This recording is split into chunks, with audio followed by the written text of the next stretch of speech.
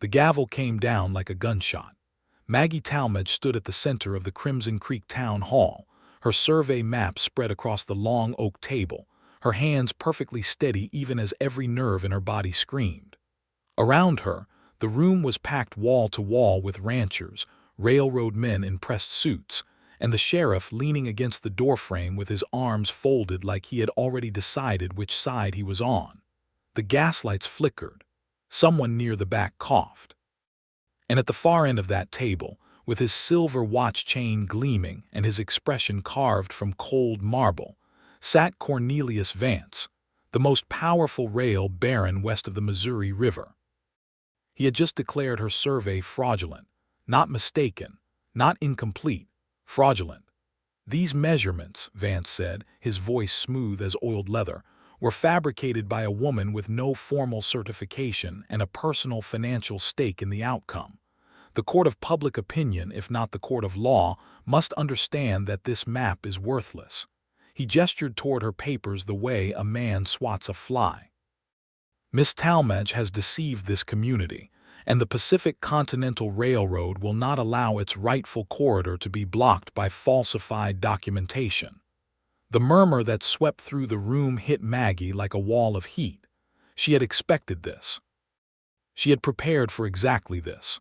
But the word falsified still landed like a branding iron pressed against bare skin, because her entire reputation, everything her father had spent 30 years building, and the future of every small rancher in Crimson Creek depended on what she said in the next 60 seconds. She opened her mouth. And that was when the door at the back of the hall crashed open and Emmett Turner walked in. He was trail-dusty, broad-shouldered, and breathing hard like he had ridden through the night.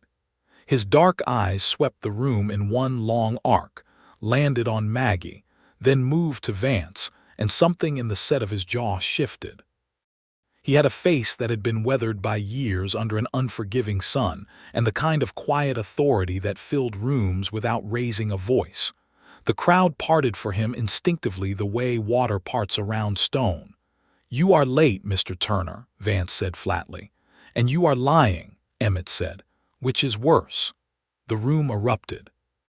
But Maggie Talmadge barely heard it, because her mind had already gone back to the very beginning of this war, back to the August morning 3 weeks ago when it had all started, and she needed to remember every single move clearly if she was going to win this.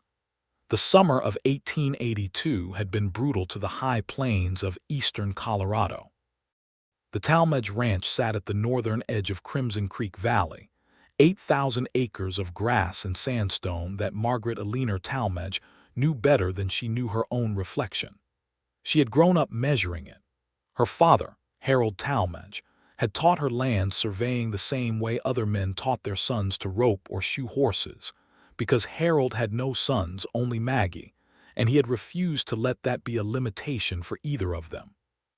By the time she was 15, she could run a Gunter's chain to within an inch of precision over a mile of broken terrain. By the time she was 19, she was certified by the Colorado Territorial Land Office, one of a handful of women in the territory who could make that claim. By the time she was 23, she had conducted 11 official surveys, all without a single contested measurement. She was 26 now, and everything was about to be contested.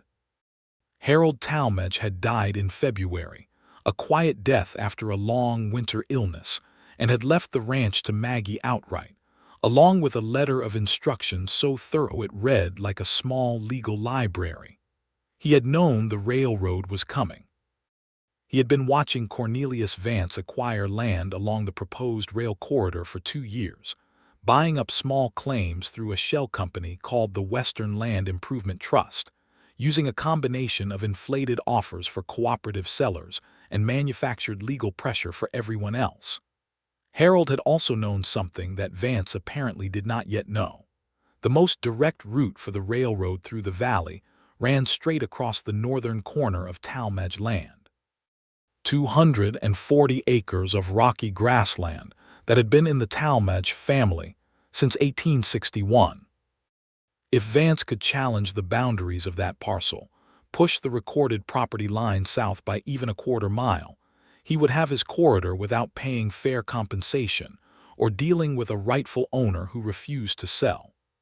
The scheme had become apparent to Maggie on a Tuesday in late July, when Gideon Falk, the county land recorder, had nervously appeared at her door with his hat in his hands, and a problem he could not bring himself to announce directly.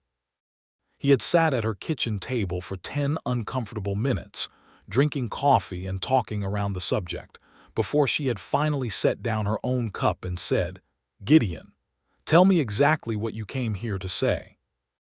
He had told her that the Western Land Improvement Trust had filed a boundary challenge against the northeast corner of the Talmadge property, claiming the original 1861 survey had been improperly conducted, and that the true property line fell 2,000 feet south of the recorded position.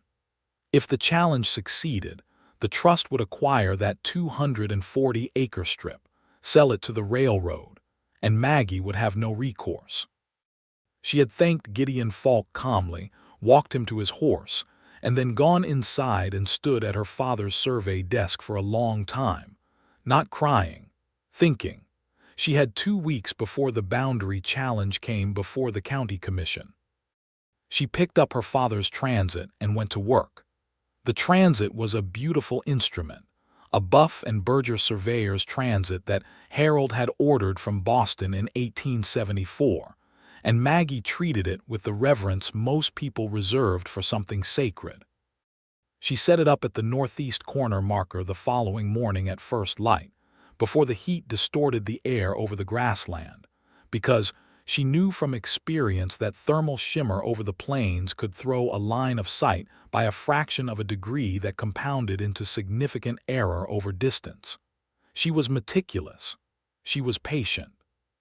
She worked alone for the first 3 days, traversing the full perimeter of the disputed parcel with her Gunter's chain, her field notebook filling with columns of precise measurements, angles, and elevation changes. Then she went back and did it again from different control points.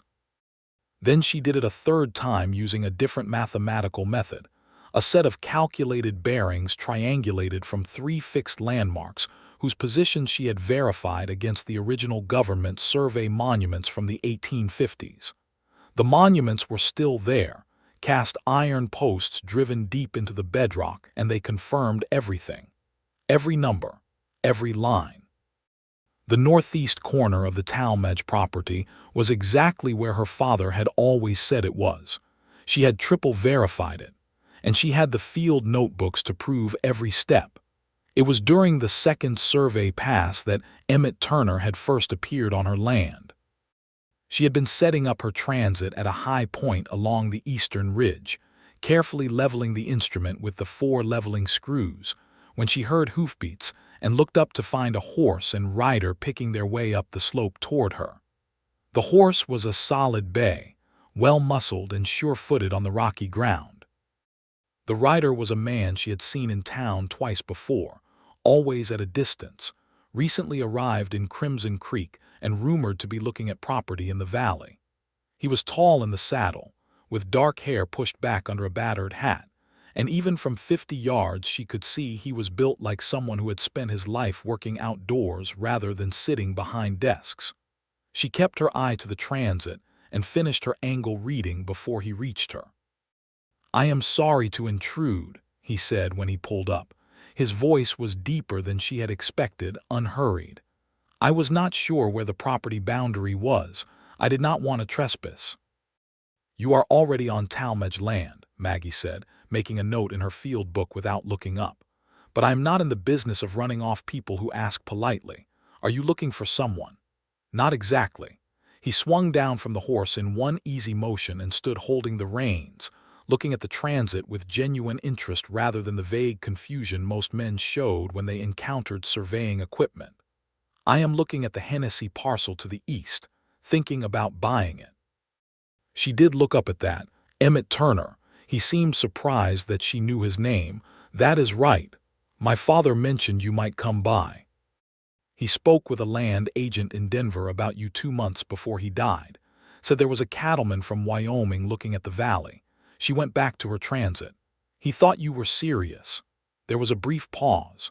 I am sorry about your father. From what I have heard, he was a good man. It was the simplest condolence she had received since February, and somehow it landed more squarely than any of the elaborate expressions of sympathy that had come before. She wrote another figure in her notebook and let the silence sit for a moment before she answered. He was. Emmett Turner looked at the transit, then at the chain she had stretched out down the slope, then at the field notebook she was writing in. She could see him making calculations without asking questions, putting pieces together on his own, which was itself unusual in her experience. Most men either ignored her work entirely or interrupted it with suggestions about how it should be done differently. "You are running the survey yourself," he said finally. It was an observation, not a challenge. "Yes." "How large is the disputed parcel?" She looked up again. "How do you know there is a disputed parcel?" "Because a woman doing a survey on her own land in July, working at first light, with 3 stakes already set and a field notebook half filled, is not doing routine maintenance," he said. "She is building a case." Maggie Talmadge studied Emmett Turner for a moment, this stranger from Wyoming on his solid bay horse, and felt something she had not felt since her father died, which was the specific comfort of being seen accurately by another person. 240 acres in the northeast corner," she said. "Vance's land trust is claiming our original survey was wrong." Emmett's jaw tightened. "Vance, I should have known he would be moving already." He turned and looked east toward the Hennessy parcel he had been considering. "That boundary matters to me too, as it happens. The Hennessy line runs off yours." "I know." She closed her field notebook. "If Vance moves my line south, your property boundary shifts too. The Hennessy parcel sits directly downstream of the disputed corner. You would lose approximately 40 acres off your north end." He was quiet for a moment. Then, "What do you need?" "Witnesses who can testify they observed the survey being conducted with proper methods," she said. "And someone who can carry messages to the Denver Land Office if the commission tries to move faster than the legal timeline allows." "I can do both," he said. It was not an offer. It was a statement of fact delivered with the same quiet certainty he used for everything. She hesitated. She was accustomed to working alone. She had been working alone since February, and in some deep part of herself, she had begun to think of solitude as armor. Letting someone else into this, especially a man she had known for 10 minutes, required a degree of trust that did not come easily. But she was also 26, practical, and facing a man with virtually unlimited resources. She needed allies. "All right," she said. "You can start by holding this end of the chain." That was how it began. Over the following 10 days, Emmett Turner appeared on her land every morning at the same time as she did, arriving from the eastern direction, where he was staying at the Hennessy place while he completed his purchase negotiations. He never offered advice unless she asked for it. He held the chain, drove stakes when she directed, and kept careful watch of her equipment when she needed to move. He was, she discovered, exceptionally good at reading terrain, could look at a hillside and tell her which way the drainage ran and where the soil type changed, which saved her time when she was establishing elevation benchmarks. He had a background in mining survey in Wyoming, he told her on the 3rd day, not as comprehensive as her training, but enough to understand what she was doing and why each step mattered. She began to tell him things about the survey as she worked, not explaining because he did not need explaining, just sharing, the way you share information with someone who can use it. He listened the same way he did everything else, with his full attention and very little comment. On the 5th day, while they were eating lunch in the shade of a sandstone outcropping, he said, "You know Vance has someone watching the property." She had already noticed. "The man on the gray horse who sits on the ridge to the north every afternoon. He has been there 3 days. You want me to go talk to him?" "No." She brushed crumbs from her field notebook cover. "I want him watching. I want him to report back to Vance that I am conducting this survey properly, with a witness present, and that every stake I am driving is exactly where the original monuments say it should be. Let Vance know early that this is going to be harder than he thought. Emmett looked at her for a long moment, and she saw something shift in his expression that she could not quite name. Not surprise exactly, something more complicated. "You already have him outmaneuvered," he said. "Not yet, but I will." He was quiet for a moment, then very quietly, almost to himself. "Lord," she raised an eyebrow. "Sorry," he said. "I was just thinking that I have never met anyone who thinks the way you do." She decided not to respond to that because she could feel the color threatening to rise in her cheeks, and she had a survey to finish. The threat escalated on the 8th day. Maggie arrived at dawn to find 3 of her survey stakes pulled from the ground, and the chain she had left coiled near the east corner marker missing entirely. She stood in the thin early light looking at the disruption with a cold, furious clarity, cataloged exactly what had been taken and what had been disturbed, and then went methodically about resetting everything from her field notebook records. By the time Emmett arrived an hour later, she had already reestablished the 3 missing corner marks. "Who did it?" he said, looking at the reset stakes. "It does not matter who physically pulled them," she said. "It matters that someone tried to disrupt a survey that is already complete in my field records." She held up the notebook. "Every measurement I have taken is written here in ink, dated and witnessed where you were present with my certification signature. They can pull every stake I drive between now and next week. The data is already recorded. The survey is done." He stared at her. Then he let out a long breath through his nose. "They did not know that. No, they thought disrupting the physical stakes would force me to start over. They do not understand how survey records work." She tucked the notebook back into her saddlebag. "Or perhaps they do understand, and they are hoping the commission does not. We need to get certified copies of those records to the county seat before the hearing," Emmett said. "I am sending them today. I made 2 copies last night." She patted the saddlebag. "One to the county clerk, one to the Colorado Territorial Land Office in Denver. I already wrote the letter to accompany them." He looked at her the way you look at something extraordinary that has just appeared unexpectedly in an ordinary landscape. That particular quality of astonishment that happens when reality exceeds what you had imagined possible. "When did you sleep?" he said. 4 hours. "I do not need much." He was shaking his head slowly, but there was something in his eyes that was not quite the exasperation it pretended to be. On the 12th day, Vance himself appeared. He arrived with 2 lawyers, a man he introduced as a competing surveyor named Hendricks, and 4 riders who stayed at a respectful but unmistakable distance, watching. He was a large man, not physically imposing but financially enormous, the kind of large that comes from decades of accumulating the power to make other people small. He wore a suit that had cost more than most Crimson Creek residents earned in a year, and he had the polished, practiced manner of a man who had destroyed competition so many times it had ceased to feel like conflict. He stood at the edge of her survey area and looked at her equipment and her stakes with an expression of patient contempt. "Miss Talmadge," he said, "I have heard you have been quite busy out here." "I have been working, Mr. Vance," she said. She did not put down her transit. "Is there something you needed?" "I came to offer you a reasonable settlement before this becomes unpleasant." He produced a document from his jacket with the smooth ease of a card player laying down an ace. "The Western Land Improvement Trust is prepared to offer you $1,500 for the northeastern parcel. That is an exceptionally fair price for disputed acreage." "The acreage is not disputed," Maggie said. "It is documented. My surveyor, Mr. Hendricks, has reviewed the original 1861 survey documents, and he has identified significant methodological errors that call the boundary placement into question." Hendricks, a thin man with a precise beard, nodded in solemn agreement. "Mr. Hendricks is welcome to examine my field records," Maggie said pleasantly. "He will find 3 independent surveys conducted from different control points using different methods, all arriving at the same boundary position. If he is able to identify an error in any of them, I would be very interested to hear it." Something moved behind Vance's eyes. A recalculation.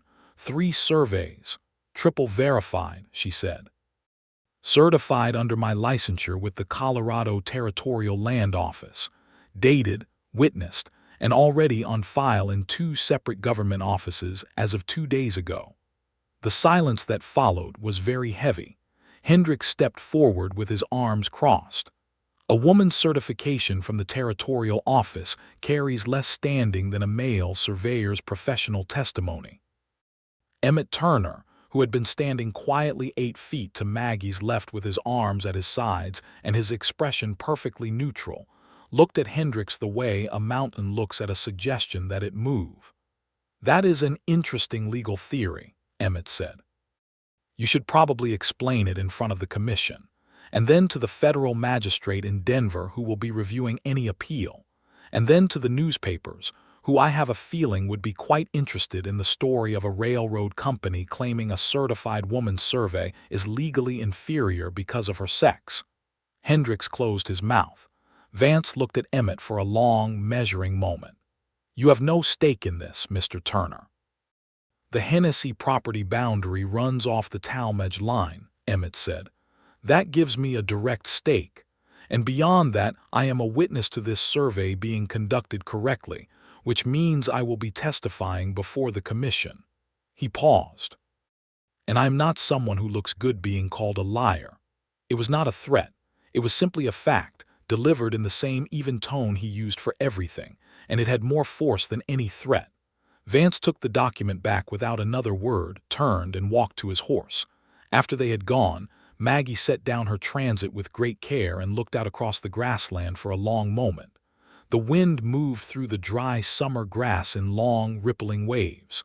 "Thank you," she said. "You had it handled," Emmett said. "I just closed a door he was thinking about using. Still," she picked up her field notebook. "Thank you." He nodded, and she thought she saw him smile briefly before he looked away. The county commission hearing was set for the 2nd Friday of August. In the week leading up to it, Maggie discovered the depth of the trap Vance had laid more thoroughly than she had initially understood. The county commissioner who would be presiding, a man named Aldous Pruitt, had accepted a substantial campaign donation from the Western Land Improvement Trust the previous spring.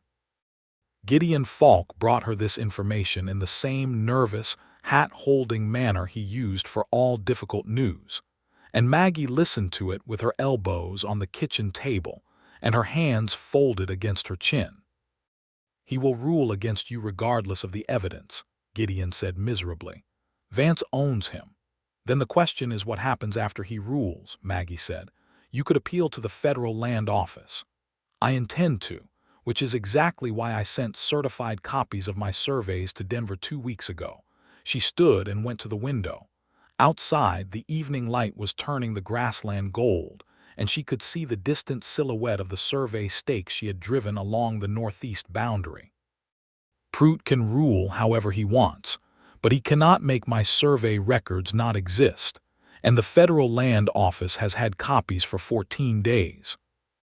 Emmett arrived that evening from town with his own information, and she could see from the set of his shoulders as he rode up that it was bad.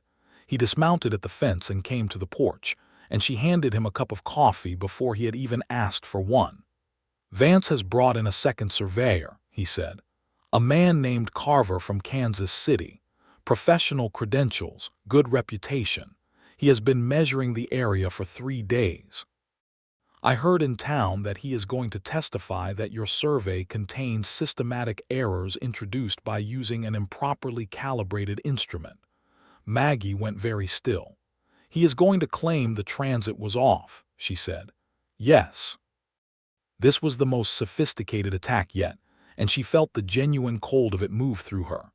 Because instrument calibration was the one thing that was hardest to prove in retrospect. She knew her transit was properly calibrated. She had calibrated it herself using the standard double-centering method before every session. But if a qualified, credentialed surveyor stood before the commission and testified that the instrument was off, how did she prove otherwise? She set down her coffee cup. "I need to think," she said. Emmett sat down in the chair on the other side of the porch and waited. He was very good at waiting, she had learned. He did not try to fill silence with reassurance or suggestions. He simply stayed present, which was its own kind of comfort. She thought for 20 minutes, staring at the grassland, turning the problem from every angle. Then she went inside and came back with her field notebooks, a set of logarithm tables, and a piece of paper. "Help me with this," she said. She sat down and began explaining to him. If the transit had been improperly calibrated by even a small angular error, that error would appear in a predictable pattern across all the angle readings. It would not be random. It would be systematic, meaning it would compound in a consistent direction as the distance increased.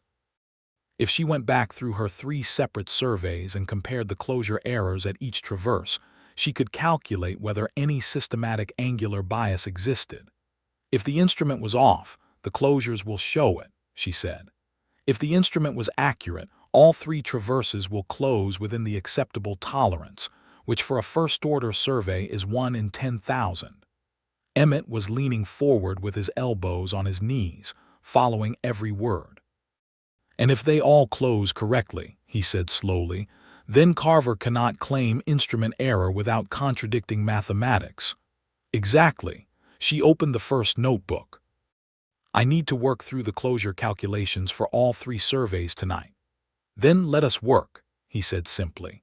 They sat on that porch until past midnight, Maggie reading numbers and Emmett transcribing them while she calculated, the lamplight holding them in a warm circle while the summer night moved around them. She worked through the first traverse, then the second, then the third, performing closure calculations with the kind of focused precision that felt almost like meditation. Emmett learned quickly and was able to catch her transcription errors before she caught them herself, calling out figures back to her before she could check them, which meant they moved faster.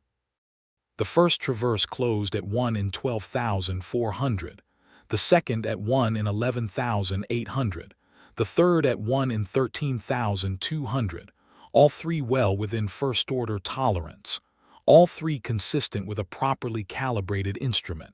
She wrote the final figure and sat back. "There is no instrument error," she said. "No," Emmett agreed. She looked at the 3 columns of numbers and felt a wave of something that was partly relief and partly the deep, resonant satisfaction of knowing she had done good work. Careful work. Work that held up under every test. Then she looked across at Emmett, who had been working beside her for 3 hours without complaint or restlessness, and she noticed for the first time that he had ink on 3 of his fingers from transcribing figures, and that he was looking at her with an expression she could not quite categorize. It was not admiration exactly, though that was part of it. It was something more personal and more complicated than admiration. "What?" she said. "Nothing," he said, but he was still looking at her. "Emmett." He was quiet for a moment. Then, "My father used to say that the most impressive thing a person can do is know their work so well that no one can take it from them." Looked at the notebooks. "I thought I understood what that meant. I'm not sure I fully did until tonight." Maggie looked at him for a long time in the lamplight, at his honest face and ink-stained fingers and the easy way he sat, like a man who was entirely comfortable taking up exactly the space he occupied, no more and no less. She thought that she had never in her life wanted to say something as much as she wanted to say what was rising in her chest at this moment. She said, "We should sleep. The hearing is in 4 days."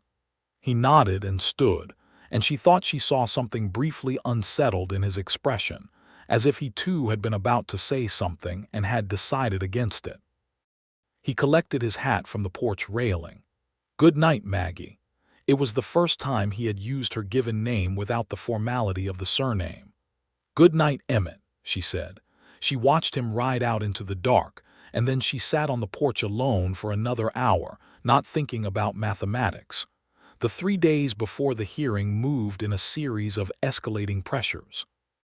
Vance's men were seen in town talking to 2 of the small ranchers who had agreed to serve as character witnesses for Maggie, and by the following morning, both had quietly withdrawn. She was not surprised, but she was furious, and she let herself be furious for exactly 1 hour and then redirected it. She wrote 2 additional statements for the record, documenting the fact that witnesses had been approached and had subsequently withdrawn, with dates and times included. She submitted both statements to the county clerk and kept copies. She also received word from the Denver Land Office, a brief but important letter confirming receipt of her survey records and noting that a federal examiner had been assigned to review the boundary challenge, which meant any local ruling would be subject to federal oversight. She read that letter 3 times and then went out to find Emmett, because she wanted to share this with someone, and she was becoming increasingly honest with herself about whom she wanted to share things with. She found him at the Hennessy place, which he had now fully agreed to purchase, hammering fence posts in the July heat with his shirt sleeves rolled up and his hat pushed back on his head. He looked up when she rode in, and she could tell from the way his posture changed, a subtle straightening, that he had been watching for her. She handed him the letter without a word. He read it, looked up, and broke into a grin that was entirely different from his usual controlled expression. It changed his whole face. She found herself surprised by how much she wanted to see that grin again. "You have him," Emmett said. "Not yet, but the federal override means Pruitt's ruling is not the end of it regardless. He will know that too. By now Vance will know that." "Yes," she took the letter back, "which is why I think he will try something else before the hearing." She was right.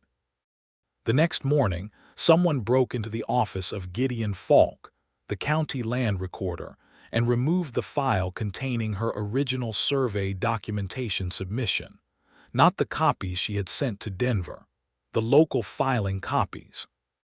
Gideon appeared at her door before breakfast, and she had never seen the man so pale. "They took the file," he said, "the whole file.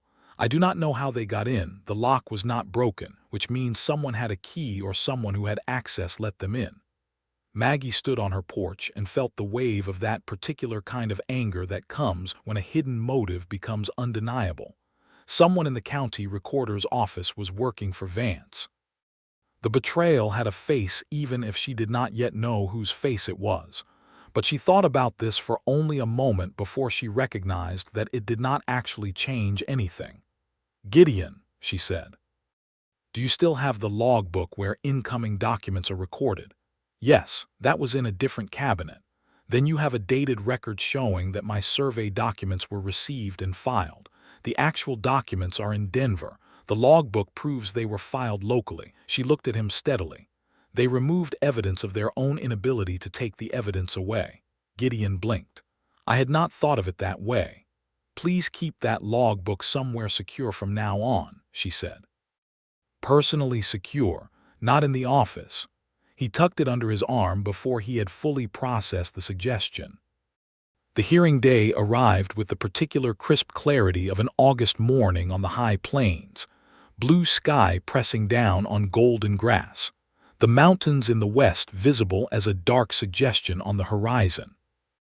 Maggie dressed in her best practical suit, a dark navy wool that had been her mother's traveling dress and that she had taken in to fit her own narrower shoulders, and she rode into Crimson Creek with her saddlebags carrying 3 survey notebooks, the closure calculations, the Denver correspondence, a certified copy of her surveyor's license, the territorial certification records, and Gideon's logbook, which he had agreed to bring as evidence. Emmett met her outside the town hall. He was dressed in his best as well, a clean white shirt and dark vest, and he had clearly taken the time to shave. He looked at her for a moment and then looked away, and the slight tension in his jaw told her he was managing something. "Ready?" he said. "I have been ready for 3 weeks," she said. He held the door. Inside, the town hall was already packed and the air was thick with competing emotions. She could feel the politics in the room like weather. Small ranchers who depended on the land boundaries as much as she did, sitting on one side of the room with worried faces. Railroad men and investors in their city clothes on the other. Sheriff Morrow in the doorway, positioned carefully in the middle as always. And at the far end of the table, Commissioner Aldous Pruitt, red-faced and sweating despite the morning cool, arranging papers with the excessive deliberateness of a man who was not comfortable with what he had agreed to do. Vance's team was already seated. Carver the surveyor, Hendricks the lawyer, and two other men she did not recognize, but who had the particular stillness of men who were present for intimidation rather than testimony. Vance himself sat at the center of it all, silver watch chain gleaming. Maggie set her saddlebags on the table and began arranging her documents with the same methodical precision she applied to every task. She did not look at Vance. She did not look at Prout. She organized her papers in the order she intended to present them and then stood quietly waiting. The hearing opened with Commissioner Prout's formal reading of the boundary challenge, which was full of legal language that amounted to the same thing Vance had said on her land 2 weeks ago. The original survey was wrong, the boundary should move south, and the parcel in question belonged to the trust. Then Carver testified. He was smooth and credentialed and used words like systematic azimuth deviation and calibration drift with practiced authority. He had his own maps. He had calculations, done from a competing set of measurements he had conducted over the past week. According to Carver, the Talmadge survey showed a consistent angular error of approximately 20 minutes of arc, meaning the transit had been off by 1/3 of a degree, enough to displace the boundary line by nearly the claimed 2,000 feet over the relevant distance. He sat down looking satisfied. Prout turned to Maggie with an expression that was trying to be neutral and not quite succeeding. She stood. She placed the 3 survey notebooks on the table first, then the closure calculations, set of 3, one for each survey traverse, then the certified copies of the government survey monuments she had used as control points, with their original placement dates and the federal surveying records, then her certification from the Territorial Land Office, then the Denver correspondence confirming federal review. "Commissioner Prout," she said, "I would like to address Mr. Carver's claim of instrument calibration error first, because it is the most technically specific and therefore the most easily resolved." Prout looked at his papers. "Go ahead." "If a surveyor's transit has a consistent angular error, that error will appear in the closure of every traverse conducted with it," she said. "A traverse is a series of connected measurements that eventually return to the starting point. The difference between where the mathematics says you should end up and where you actually end up is the closure error. For a properly calibrated instrument, this error is very small. For an instrument with a 20-minute azimuth deviation, as Mr. Carver claims, the closure error would be measurable and consistent across every traverse."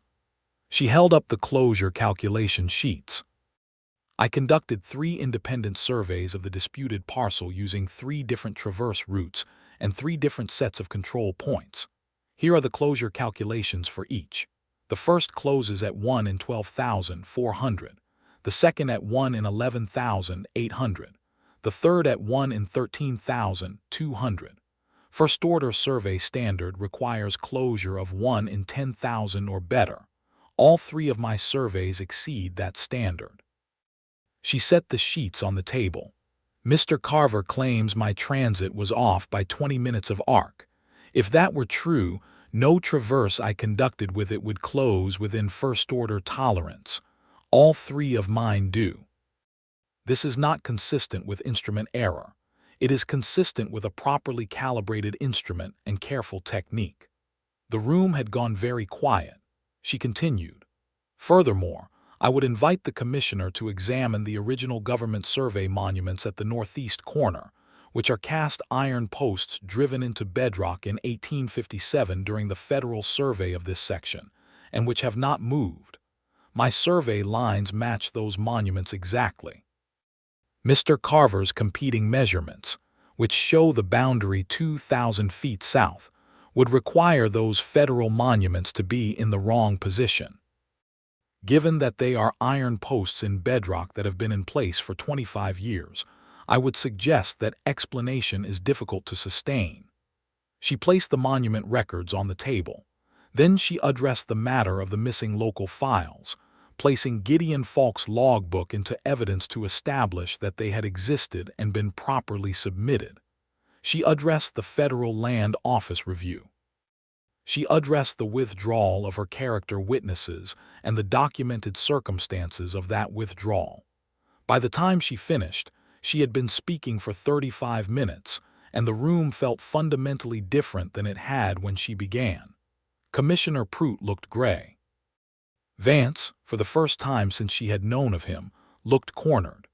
Carver attempted a rebuttal and found himself unable to address the closure calculations directly, retreating instead to general statements about the limitations of self-conducted surveys that no longer had any specific charge to land on. And that was when the back door crashed open and Emmett Turner walked in. He had ridden out 2 hours before the hearing with a purpose he had not fully explained to her, only saying there was one more thing she needed that he was going to go get. She had trusted him. She had been managing the hearing without knowing what he was bringing back. "Commissioner Prout," Emmett said, walking to the front of the room with the controlled authority of a man who has learned to fill space without pretending. "I have here a signed affidavit from Mr. James Whitfield of the Colorado Territorial Land Office in Denver, who reviewed Miss Talmadge's survey records and filed a formal notation 3 days ago indicating that they meet or exceed all territorial standards for a first-order boundary survey." He placed the document on the table in front of Prout. The commissioner picked it up with the expression of a man who had hoped the ceiling might fall in before he got to this moment. Vance's attorney leaned over and whispered urgently to Vance, and Vance was very still for a long moment. Maggie watched him process the information the way a chess player processes the realization that the game has been over for several moves. The federal affidavit meant the survey was officially endorsed at the territorial level. Any ruling Prout made against her would be overturned immediately. The appeal process would make the entire story public in a way that Vance, who operated by keeping his machinations quiet, could not afford. "Mr. Vance," Emmett said, still standing at the front of the room, "I think you already know that this is done." Vance looked at Emmett for a long moment. Then he looked at Maggie. Something moved across his face that was not quite respect and not quite fury, a complex expression that landed somewhere between the two. He stood and picked up his hat. "I believe the Western Land Improvement Trust will need to revisit the parameters of this challenge," he said to his lawyers and walked out. His team followed. Carver did not look back. Commissioner Prout waited until the sound of their boots had faded, and then he straightened the papers in front of him with trembling hands and said, "The Commission finds the boundary challenge insufficient to overcome the documented evidence submitted by Miss Talmadge. The northeast corner of the Talmadge property is confirmed as recorded. This matter is closed." The room erupted. The small ranchers who had been watching with desperate hope broke into noise that was partly celebration and partly the release of long-held fear. Maggie stood at the table and let herself breathe, one slow, full breath, and felt the tension of 3 weeks begin to unwind from her shoulders. Emmett reached her through the crowd before anyone else did. He stood in front of her and did not say anything for a moment. The noise swirled around them like water around 2 rocks. "You had it anyway," he said. "You had it before I walked in." "The affidavit was what finished it," she said. "The closure calculations were what finished it. I just made sure Prout knew he had nowhere to hide." He looked at her with that complicated expression she had been trying to name for 3 weeks. "You built something they could not break, Maggie, from nothing but mathematics and work and knowing your craft." She felt the burning behind her eyes that she had not allowed herself to feel at any point during the past 3 weeks and was absolutely not going to allow herself to feel now in the middle of a crowded room. "Stop," she said quietly. "I mean it. I know you mean it. That is why you need to stop." He understood immediately, because he always understood. He took a small step to the side, positioning himself between her and the nearest cluster of people, giving her a moment of privacy in plain sight while she collected herself, and that wordless consideration cracked something open in her chest that she had been keeping carefully closed. She thought about her father. She thought about the transit on his desk, the field notebook stacked in careful order on the shelf, the way he had taught her to work with her hands and her mind together, to trust what she measured and to measure what she trusted. She thought about how much he would have liked Emmett Turner. She thought about how much she already did. The celebration in Crimson Creek that evening was not extravagant by any large city standard, but it was genuine, which was better. The cattleman's saloon put extra kegs on. Someone produced a fiddle from somewhere, and the small ranchers of the valley, people who had been watching the railroad creep closer with the sick awareness that they might be next, gathered around Maggie Talmadge and talked and laughed and bought her drinks she mostly declined, and thanked her in the specific way of people who have just seen something precious that was nearly lost be preserved. Emmett stayed near her through the early part of the evening, and she was acutely aware of his presence without looking at him directly, the same way you are aware of a fire without staring at the flame. He talked with other ranchers and answered their questions about the Hennessy purchase, which he had now finalized, and she heard him speak about the valley with an attachment that was already becoming something more than investment, as if in the process of helping defend it, he had begun to belong to it. Around 9 o'clock, the crowd thinned and the fiddle player switched to something slower, and Maggie found herself standing at the edge of the room with a glass of lemonade and the particular quiet that comes after sustained high-stakes effort has finally concluded. Emmett appeared beside her. "You should be dancing," he said. "I do not dance well," she said. "I find that hard to believe about someone who is good at everything else." She looked at him. "That is a very generous exaggeration." "It is a documented observation." He looked at the dancers in the center of the room. "I am not particularly good at it either, for what it is worth. But I am willing to be bad at something in company if you are." She laughed. It surprised her, the laugh coming out full and unguarded. She had not laughed like that in months. He smiled at the sound of it, and this time he did not look away. "Come on," he said, and held out his hand. She took it. They danced, and they were not terrible at it as it happened, because the fiddle player was keeping a generous tempo and the floor was crowded enough that bad footwork went unnoticed. She was aware of his hand at her waist and the warmth of his palm against hers, and the fact that he kept his eyes on her face the entire time rather than watching their feet. "Emmett," she said, about halfway through the song. "Yes. Why did you help me, truly? You barely knew me." He considered the question seriously, not deflecting or giving the easy answer about the boundary overlap, which was the practical excuse they had both been using. "Because I watched you set up that transit on the ridge the first morning, and the way you worked, the way you knew exactly what you were doing and did not need anyone to tell you anything. I wanted to know a person like that better." He paused, "And then I did get to know you better, and the reason changed." "Changed to what?" "Changed to because it mattered to you." He said it simply, without performance. "What mattered to you began to matter to me. I'm not sure when that happened exactly." She thought about midnight on the porch, ink on his fingers, lamplight, columns of numbers. "I might know when," she said. He looked at her. "When?" "The night we did the closure calculations. You could have left at any point. You stayed until we were finished." She studied his face. "You stayed because it mattered to me, and I noticed." The song ended and they stopped moving, but neither of them stepped back. "Maggie," he said, and his voice had changed, dropped into something quieter and more serious. "Do not make it more complicated than it is," she said. "I have been alone since February. I do not intend to stay that way if there is a better option." His mouth curved slowly, that full grin again. "A better option. The best available one," she said, "given all documented evidence." He laughed then, a real laugh, and the people nearest them turned to look, and she decided she did not care at all. They walked out of the saloon together shortly afterward, into the warm August night with the stars burning overhead the way they only burned on the high plains, without any city glow to compete with them.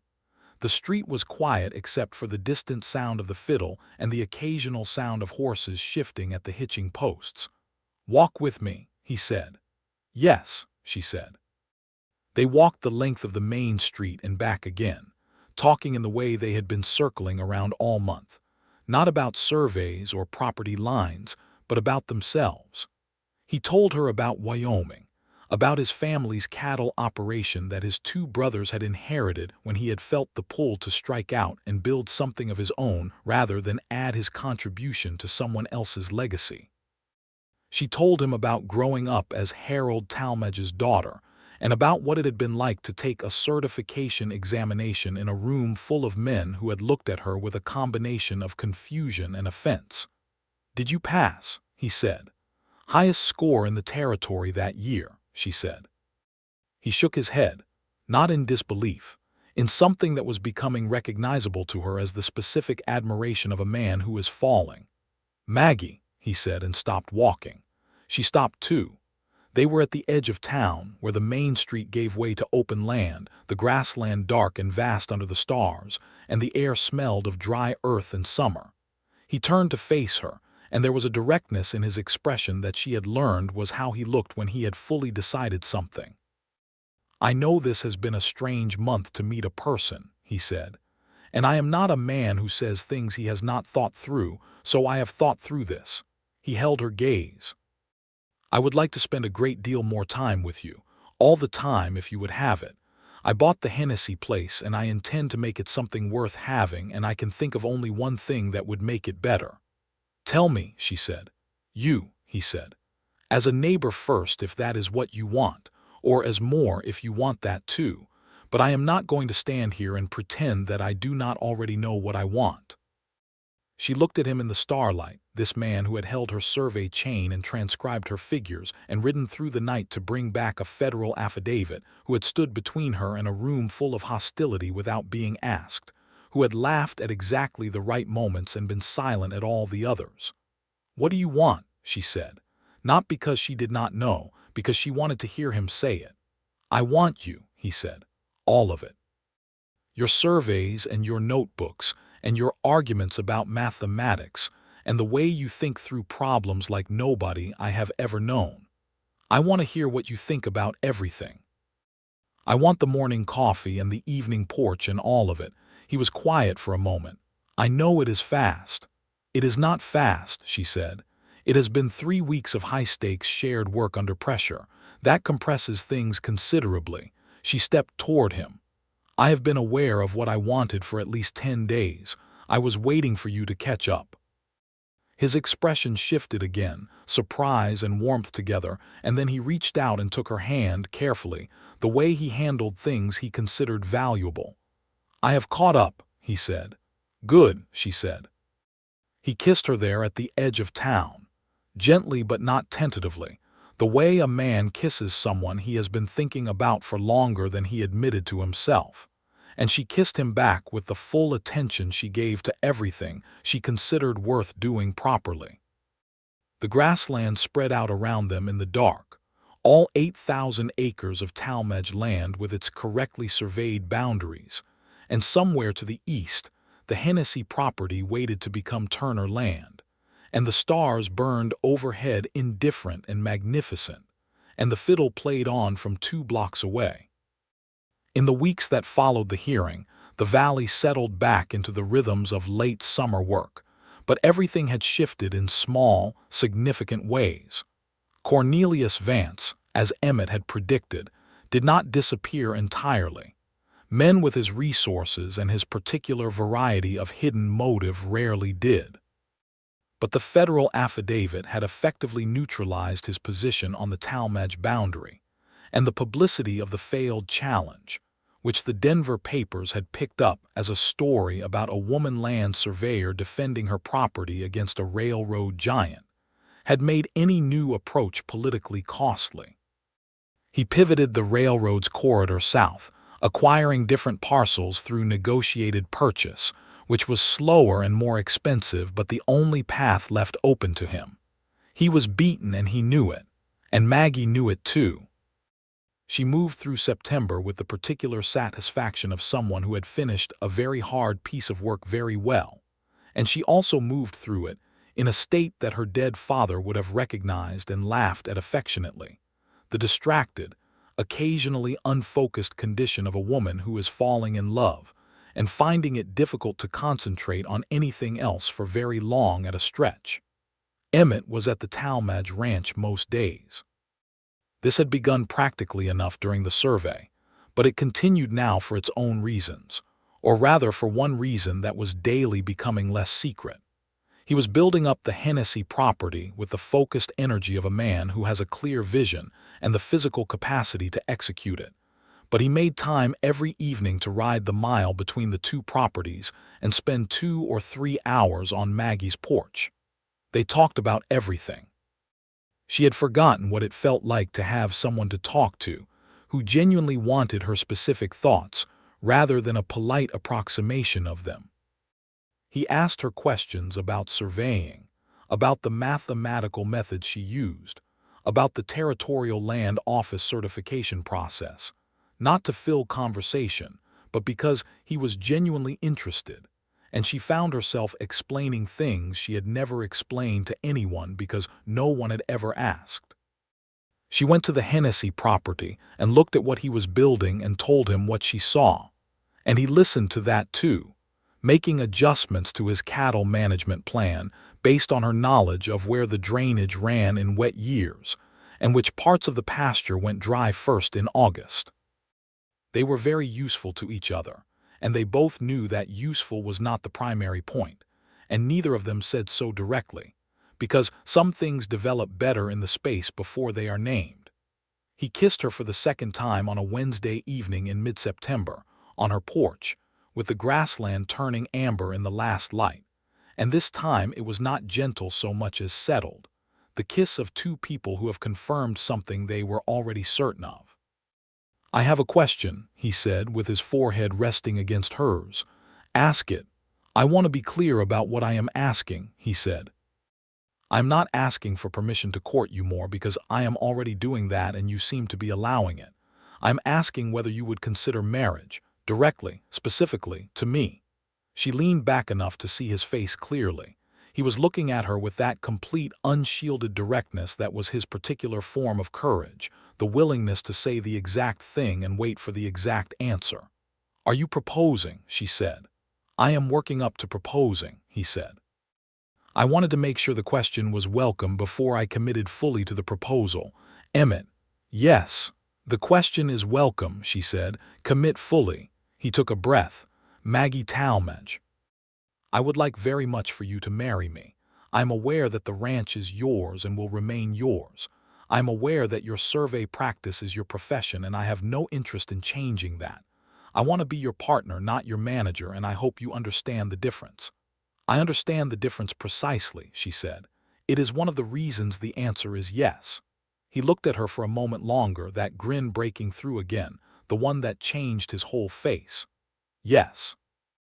"Yes," she confirmed. He kissed her with considerably more enthusiasm than any previous occasion, and she returned this in equal measure, and neither of them noticed that the last light had faded from the grassland until the first stars appeared. They were married in October, with the mountains clear on the horizon and the aspen in the foothills gone gold, in a small ceremony in the Crimson Creek Church that was attended by every small rancher in the valley, Gideon Falk with his inevitable hat in hand, the new Methodist minister who had arrived in town in September, and Emmett's older brother Thomas, who had ridden down from Wyoming for the occasion, and who looked so much like Emmett that Maggie momentarily understood what Emmett would have looked like growing up, which she found inexplicably moving. Thomas Turner pulled her aside before the ceremony and said, with the particular frankness of brothers, "He has not written home about a woman in 6 years. Whatever you did it right." "I surveyed a property boundary," Maggie said. Thomas looked at her for a moment. "Yes, he said something like that. I thought he was being poetic. He was being literal." Thomas laughed and went to find his seat. The ceremony was brief and direct, the way both of them preferred things, and when the minister asked if Emmett Turner took Maggie Talmadge as his wife, Emmett said yes with exactly the same certainty he brought to everything, no hesitation and no performance, just the unadorned truth of a decided man. When he said it, she felt something complete settle into place in her chest, like a traverse returning exactly to its starting point, closure perfect within tolerance, the mathematics working out the way good work does when it has been done carefully. They rode home together to the Talmadge ranch, which was now their ranch, with the understanding that they would use both properties and manage them as a connected operation. The Hennessy land, now Turner land, gave them summer pasture to the east. The Talmadge land gave them the water rights and the established infrastructure. Together, they had something better than either alone, much like the people involved, as Emmett observed on the ride home. That is either profound or extremely obvious, she said. Can it be both? In your case, frequently. He laughed and reached over from his horse to take her hand for a moment, and she let him, and they rode into the evening together. The winter of 1882 to 1883 was the kind of winter that the high plains delivered periodically as a reminder of its actual nature. Brutal cold from November through February, 3 significant blizzards, and the constant low-grade work of keeping cattle alive and equipment functional in conditions that had no interest in accommodating either. They worked the ranch together, and the working together part proved to be as natural as the talking together part had always been. They had different strengths, and they knew it, and they used it without the friction that required one person to pretend to a capability they did not have. Emmett was the better stockman. He read cattle the way Maggie read terrain, could see illness coming days before it manifested fully, could manage the emotional temperature of a herd through positioning and timing in ways that seemed almost intuitive. In a blizzard situation, he was the one making decisions about which animals to shelter and in what order, because he knew the hierarchy and the needs of the herd. Maggie was the better manager of the paperwork empire that a functioning ranch required in 1882. Contracts, water rights documentation, the complicated process of registering the combined property under a new deed that reflected both ownership histories without creating legal ambiguity. She handled all of it with the same methodical precision she brought to surveying. She also continued her survey practice, taking 3 new contracts that winter for neighboring property owners who had heard about the Vance case and wanted their own boundaries properly documented before similar challenges appeared. She was building a reputation that had weight to it now. Not just a woman surveyor, which was still unusual enough to draw comment, but a surveyor who had defeated a railroad baron's challenge in a public hearing with triple verified data. People wanted that kind of certainty for their own land, and they were willing to pay for it. By the spring, she had more survey contracts than she could handle alone. "You need an assistant," Emmett said one evening in March, when she was sorting requests at the kitchen table with the oil lamp burning late. "I need a qualified assistant," she said, "which is harder to find than it sounds. Could you train someone?" She looked at him. The idea had not fully formed itself in her mind before now, but as soon as he said it, she could see the shape of it. "I could train someone. There is no reason a person with aptitude for mathematics and spatial reasoning could not learn the practical skills with proper instruction." "The Caldwell boy," Emmett said. "Thomas Caldwell's son. He is 18, good with numbers according to his father, and too smart for what Crimson Creek is offering him currently." She thought about young Robert Caldwell, whom she had seen in church every Sunday. Quick eyes, serious face. "Have him come by and talk to me."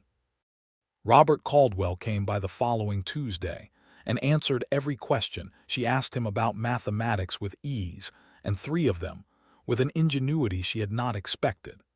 She hired him as a survey apprentice at a wage that was modest but fair, with the agreement that she would teach him the full practice in return for his labor. He turned out to be excellent. Within 6 months, he was running secondary traverse calculations without supervision.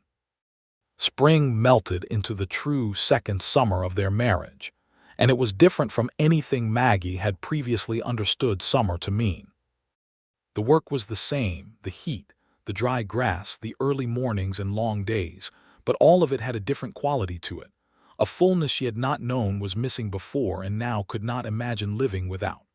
She and Emmett had established habits the way people do when they are building a shared life rather than accommodating a visitor. Coffee at first light, outside if the weather allowed. A check on the cattle together, walking the near pasture, talking about the day's plan. Evenings on the porch. The particular domestic archaeology of learning another person's rhythms, what woke them early, what made them laugh, what they needed when they were tired or worried or frustrated. She learned that Emmett, who was so calm in every public situation, was actually most himself in small private moments. She learned that he sang to himself when he was working alone, not well, but without any self-consciousness about it. She learned that he read voraciously, ordering books through the general store from Denver and Chicago, history primarily, but also philosophy and the occasional novel, which he always claimed were his brother's recommendations. He learned that she did not know how to rest in the ordinary sense of the word, but could achieve something close to it if given a mathematical problem to think about while her body sat still. He learned that her first instinct when something worried her was to analyze it rather than discuss it, and that the best way to reach her in those moments was to ask a specific question rather than offer general comfort. He learned that she had dreamed about building a proper survey office on the property since she was 16, with room for equipment storage and drafting tables, and a library of reference documents. In July of 1883, he broke ground on that survey office without telling her, enlisting Robert Caldwell and 2 ranch hands, and working on it during the days she was out on survey contracts. She came home on a Thursday afternoon to find the foundation laid and the walls framed and all 3 of them standing around it looking pleased with themselves to various degrees. She stood in front of it for a long moment. "The dimensions," she said finally. "Did you use the measurements I sketched in my notebook 2 years ago?" "Found the notebook on the shelf," he said. "Seemed like the right place to start." She turned and looked at him, this man with sawdust on his shirt and wood shavings in his hair and the expression of someone who has done something he is quite proud of and is trying to contain it. "Emmett Turner," she said. "Yes. Come here." He came over and she took his face in both hands and kissed him in front of Robert Caldwell and the 2 ranch hands, none of whom seemed to know where to look. "Is that approval?" he said when she let him go. "That is the most approval I have ever expressed about anything," she said. The survey office was finished by September, and it was, she admitted, better than she had imagined it in her notebook. He had added things she had not thought to include: a wide north-facing window for drafting in natural light, a locked cabinet for original survey documents, and shelves that matched exactly the height she preferred for her field notebooks, which he had measured from the existing shelf in the main house without mentioning it. She moved her practice into it immediately and worked with Robert from that space through the fall, building the documentation library she had always wanted, cross-referencing the original government survey monuments across a 100-mile radius, and creating a reference map that became, over the following years, one of the most consulted documents in the county. On a November evening in 1883, with the first snow of the season beginning to fall outside the survey office window and Emmett reading in the chair she had placed specifically for him in the corner of the room, she looked up from her drafting table and said, with no particular preamble, "I believe we are expecting a child." He put down his book. She kept her eyes on the drafting table. "I am fairly certain. I will confirm with the doctor in town next week, but I am fairly certain." The sound of the chair being pushed back, and then he was beside her, and she finally looked up. His face was doing something she had not seen it do before. The usual calm had dissolved entirely, and what was underneath it was so open and unguarded that she felt her throat close. "Maggie," he said. "Yes," she said. "I know." He put his arms around her very carefully, as if he was holding something he understood to be remarkable, and she let herself be held, and outside the snow came down on the Talmadge land, all 8,000 acres of it, correctly surveyed and legally confirmed in theirs. Their son was born the following July, in the same room where Maggie had grown up, in the heat of a Colorado summer that was very much like the summer everything had begun. He was a large, healthy baby with a serious expression that Emmett said looked exactly like his mother's and Maggie said looked exactly like his father's, and they argued about this affectionately for several days before acknowledging that it was actually both. They named him Harold Emmett Turner, Harold for the man who had taught Maggie to measure the world accurately, Emmett for the man who had stood beside her while she used that skill to protect everything Harold had built.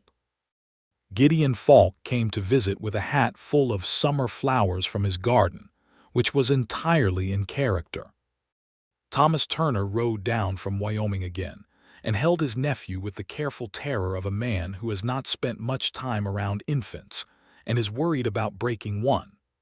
Robert Caldwell, now 18 months into his apprenticeship and well on his way to his own certification, sent a very formal congratulatory letter that made both Emmett and Maggie smile. On a warm evening when Harold was 3 weeks old and sleeping in the cradle Emmett had built from pine wood in the weeks before the birth, Maggie sat on the porch with her field notebook open in her lap and a cup of coffee going cold at her elbow and looked out over the grassland. The survey stakes along the northeast boundary were invisible in the evening distance, but she knew exactly where they were, as she knew the position of every corner and line and monument on this land. Emmett came out and sat beside her with his own coffee, looking out at the same view. "Do you ever think about what would have happened if Vance had succeeded?" she said. "Sometimes," he said. "Less now than I used to. He would have taken the land, and then the next rancher would have been easier to pressure. And the next," she looked at the distant horizon. "It was never just about the 240 acres. No," he said, "it never is." She closed the field notebook. "My father understood that. He taught me that surveying was not just about measuring land. It was about establishing truth, making something definite that could not be argued away." She looked at Emmett. That is what the triple verification was, not just legal protection. Truth, confirmed so thoroughly that even a powerful man with hidden motives and unlimited resources could not make it false. He was looking at her with the expression she had learned over 2 years was the one that meant he was feeling something he did not have words for. "What?" she said. "I was just thinking that Harold is going to have an extraordinary education," he said. She smiled. "He will need it. Land work is becoming more complicated, not less, and anyone who wants to protect what is theirs has to understand the systems of documentation that govern ownership. You are planning his curriculum already." "I have been planning it since approximately week 2 of the pregnancy," she admitted. He laughed, and she laughed, and from inside the house came a small sound from the cradle that suggested Harold had opinions about the laughter. And Emmett went inside and came back carrying his son with the ease of someone who had been a father for 3 weeks and had already developed the instinctive competence that early parenthood requires of willing participants. He sat back down with the baby and looked at him in the evening light with that same open, unguarded expression that she had first seen on the night she told him, the expression that made him entirely different from his usual controlled self and entirely more himself. In 1885, when Harold was almost 2 years old and walking with the determined instability of a colt learning its legs, Cornelius Vance made one final appearance in Crimson Creek. He did not come with lawyers this time. He came alone, on a single horse, and appeared at the gate of the Talmadge ranch on a Thursday morning when Emmett was in the east pasture and Maggie was in the survey office with Robert, working through a property description for a client in the next county. She went to the gate herself. Vance looked older than she remembered, the polished invulnerability somewhat worn, though still present in the line of his suit and the certainty of his bearing. He held his hat in his hands, which was not something she had ever seen him do before. "Miss Talmadge," he said, and then corrected himself. "Mrs. Turner." "Mr. Vance," she said. He was quiet for a moment, looking at the ranch with an expression she could not categorize. "I came because I wanted to say something in person. I considered writing, but it seemed inadequate. She waited. You outworked me, he said, cleanly. I have been in this business for 30 years, and I do not often get outworked. He turned his hat in his hands. I had a significant personal investment in that corridor, and I allowed that investment to drive me past the line I should not have crossed. The boundary challenge was not legitimate. I believe you already knew that. I knew it from the day Gideon brought me the paperwork, she said. He nodded. What I want to say is that the injustice of it was compounded by the fact that I assumed your documentation would be insufficient. I assumed that because you were a woman working alone without the institutional backing a male surveyor would have had. That assumption cost me a great deal of time and money and political standing. He met her eyes. And it was wrong, not just tactically, categorically. She looked at him for a long moment. This was not quite an apology. It was something more complicated, a recalibration offered in person because he had decided, for reasons of his own, that she deserved to hear it directly. The corridor you did build is functioning well, she said. The southern route does not cut through any private holdings, and the acquisition costs were absorbed by the project overall. He looked faintly surprised that she had followed the progress. It is performing adequately, yes. Then everyone has arrived at a functional outcome, she said. The land is where it should be, the railroad is where it should be, and the legal record reflects the actual truth of the matter. He looked at her for another moment and then put his hat back on. You have a remarkable way of resolving things, Mrs. Turner. My father called it closing the traverse, she said. Everything returns to where it started, if the work has been done correctly. He nodded once, turned his horse, and rode back toward town. Emmett appeared beside her a few minutes later, having seen the rider from the east pasture and ridden back at a pace that suggested he had not found the presence entirely unthreatening. He looked at the retreating figure of Vance and then at Maggie. What did he want? To say that he was wrong, she said, in his way. Emmett was quiet, watching the distant horseman. And I told him the traverse was closed. She turned back toward the survey office. Which it is. He fell into step beside her, just like that, just like that. She glanced at him. He did not burn the barn or steal cattle. He tried to take land through bureaucratic manipulation and was stopped by proper documentation. The system worked as it was supposed to work. The appropriate response to that is not sustained enmity. It is to close the record and move on. He shook his head slowly. You are a remarkable woman. You have said that before. It bears repeating. He put his arm around her shoulders briefly, warmly. Come on. Robert left a measurement problem on your drafting table that has stumped him for 2 days. I told him you would have it in 20 minutes. She raised an eyebrow. You are wagering my time on my behalf. I told him 40 minutes to give you room. She laughed and went inside. The years settled into their shape, the way they do when people have built something true, not always easy, not without hard winters and difficult seasons and the ordinary grief of losing things and people you love, but true in the way that carefully verified work is true, held to standard, checked and rechecked, with the closure errors calculated and found acceptable. Harold grew into a child of 2 inheritances, his mother's meticulous mind and his father's physical ease in the world, equally comfortable sitting with survey tables and riding the east pasture, asking questions about both with the same bright insistence. By the time he was 5, he could find north by the stars, which Maggie had taught him the same way her father had taught her, as a practical skill rather than a party trick. By the time he was 7, he was doing simple chain measurements on the near pasture and recording them in a field notebook of his own. In the spring of 1887, a second child arrived, a daughter they named Clara, after Emmett's mother who had died the previous year in Wyoming. Clara was smaller than Harold had been, with red highlights in her dark hair that nobody could account for in the recent family history, and a temperament that was, from the first weeks, entirely her own. Where Harold was methodical, Clara was impulsive. Where Harold read the same pages twice, Clara turned them as fast as she could manage.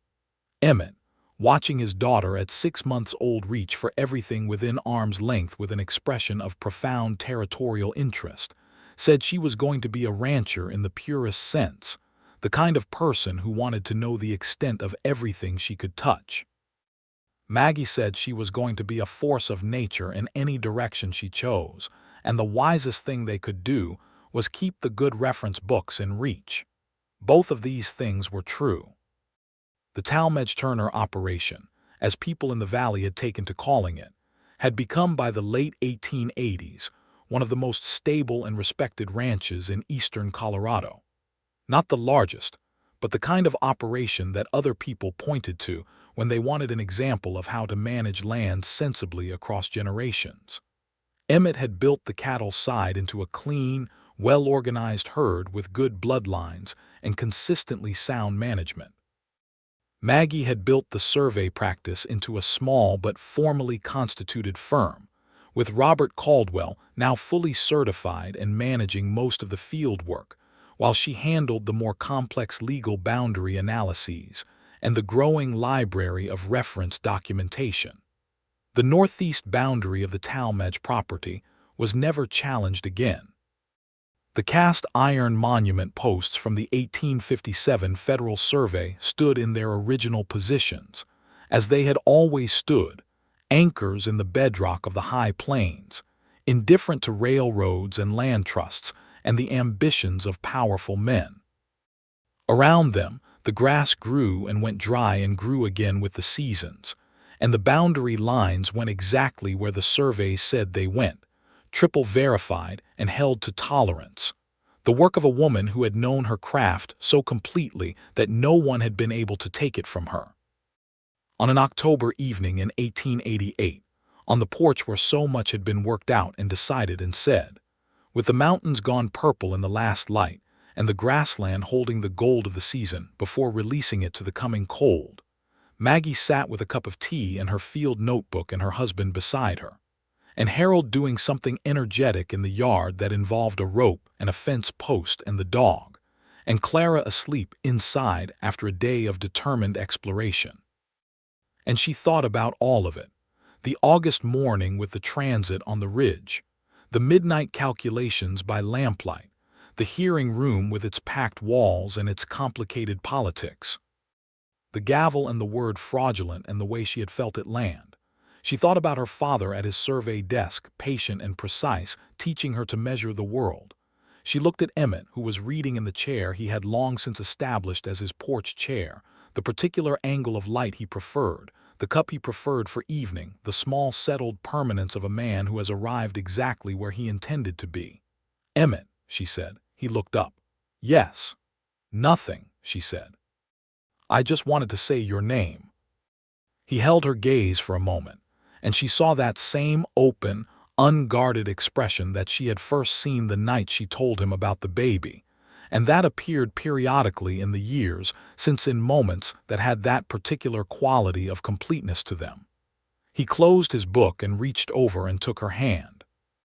They sat on the porch together while the light faded and Harold came in from the yard trailing the dog and asking what was for supper, and the first stars appeared over the grassland, over the correctly surveyed boundary lines and the cast iron monuments and the wide, uncompromising land that had been measured truly and defended fiercely and would be passed forward with the same care it had been received.